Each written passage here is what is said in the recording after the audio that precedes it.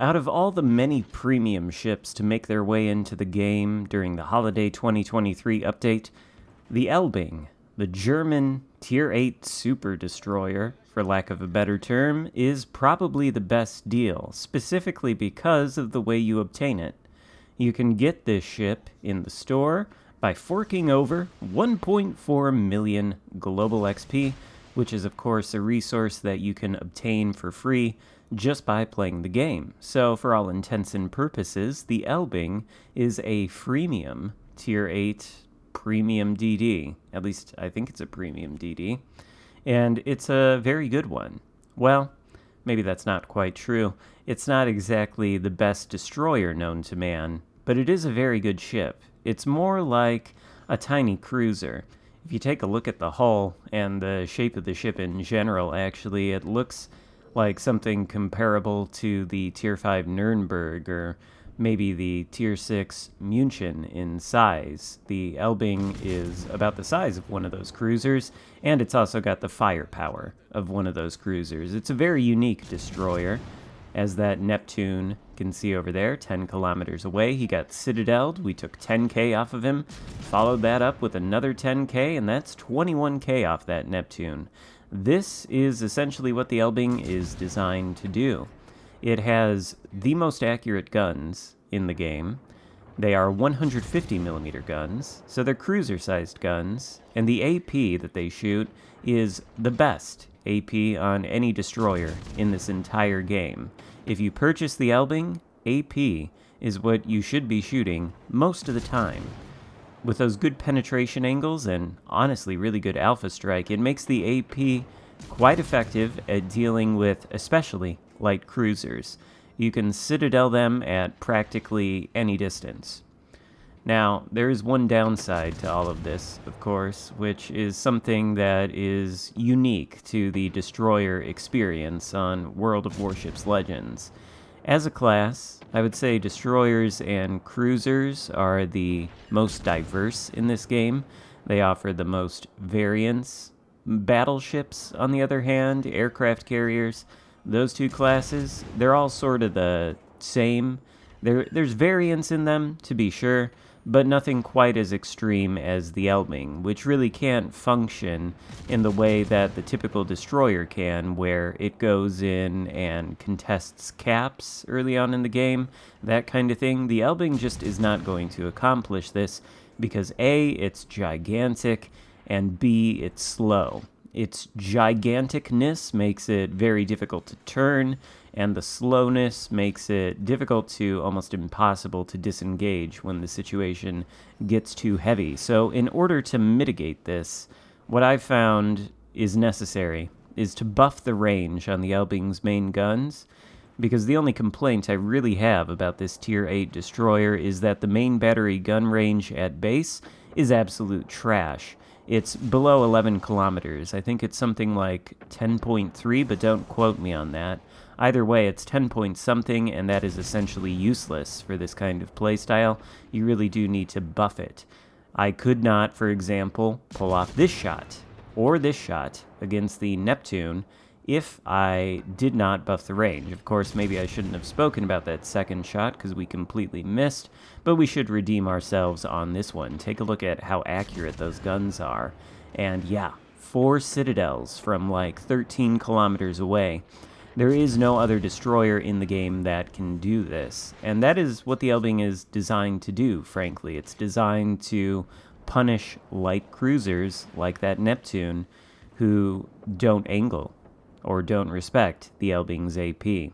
Speaking of which, now that we've taken care of that Neptune, our friendly destroyer, who we're in a division with along with Metajerk, you might not have noticed that, but we are in a division with Metajerk and somebody else.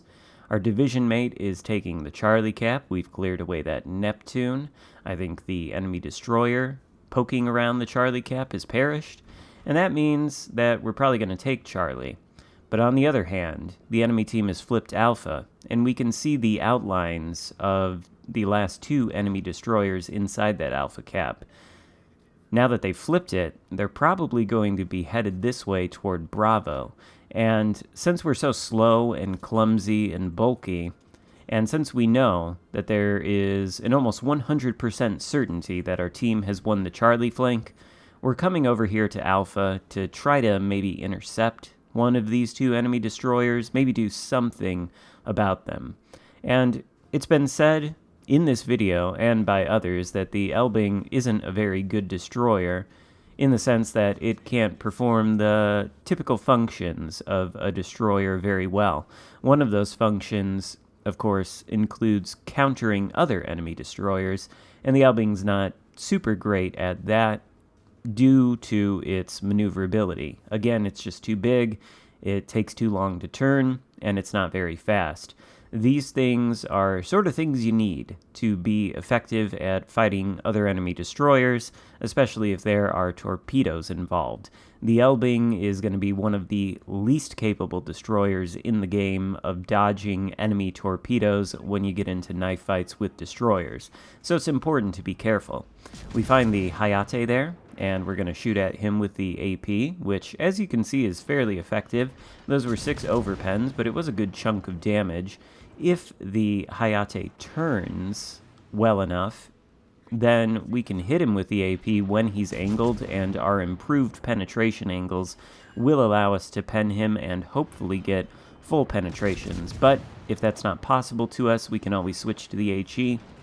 It is German HE, so it doesn't have the most impressive maximum shell damage on the HE shells, but since they are 150mm guns, the maximum damage is good enough to deal with enemy destroyers, and we of course have so many hit points that even if we're not extremely maneuverable, even if we're not very good at knife fighting with other destroyers, it can take them a long time to sink us just because we have so much HP. In fact, I think this is the most HP of any destroyer in the game. I've got it up to 30.9k. That's basically cruiser level. And by the way, we were able to take out the Hayate. There's 7 minutes left to go in the game, only 3 ships left, one of which is a destroyer, and the Alpha cap appears to be entirely open to us. So up until this point, we've done 86,000 damage, gotten 12 citadels, and 1 defender ribbon. Probably not going to be great in terms of our XP, so if we can, we'd like to flip this Alpha cap, especially solo. If we flip it solo, that's going to net us a very good amount of XP indeed, and make our place on the leaderboard look better. Plus, we can get closer to these 2 battleships who are sort of giving broadside to the A cap, and even against battleships, the Elbing's AP can be, well, quite effective, as you're about to see here. The Odin is moving in ever so slightly. He's going to start angling toward us, so our shells might not be super effective, but you can see the accuracy there. Just the accuracy on these guns is something to enjoy about this ship. There are few ships in the game that can as consistently land their shells where you aim them as the Elbing can. And you can see as we approach this Odin that our AP shells are indeed a threat to him. Maybe not the biggest threat. He is much better armored than some other battleships, so we are getting some shatters and some ricochets here and there. But you can see we're able to remove a good chunk of his hit points with the armor piercing, and we do end up getting the kill. Meanwhile, the Izumo over there is like beached against that rock as far as I can tell. Maybe he's not. Maybe he's trying to use it as free armor, but he's got the back of his ship sticking out from behind the rock, and his turrets are behind the rock, preventing them from even shooting at me, so we're just going to sit here and chunk him with the AP, and you can kind of see it.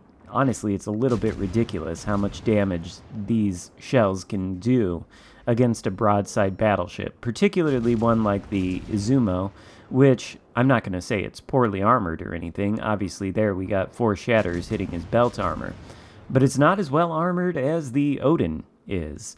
And if we aim at the upper belt, or else the bow or the stern, where there's only 32mm armor plating, well, these AP shells are going to have no problem. You see there how we adjust our aim toward the bow. Our shells go right at where we're aiming, and they hit for, at least on that first salvo, about 4,000 damage. I think that's because his bow is not super saturated right now, so we can get the best damage out of that section of the ship. And if we wanted to, we could even aim at the stern and do the same thing, but of course that's unnecessary. The Izumo goes down as our last kill of the game, and we finish the game with over 130,000 damage done and something like 3,200 base XP. Not a bad game in the Elbing at all, which maybe not the best destroyer in the game, but certainly a fantastic ship. I highly recommend it. Hope you enjoyed the video. If so, give it a thumbs up, consider subscribing if you haven't already, and I'll see you next time. Goodbye.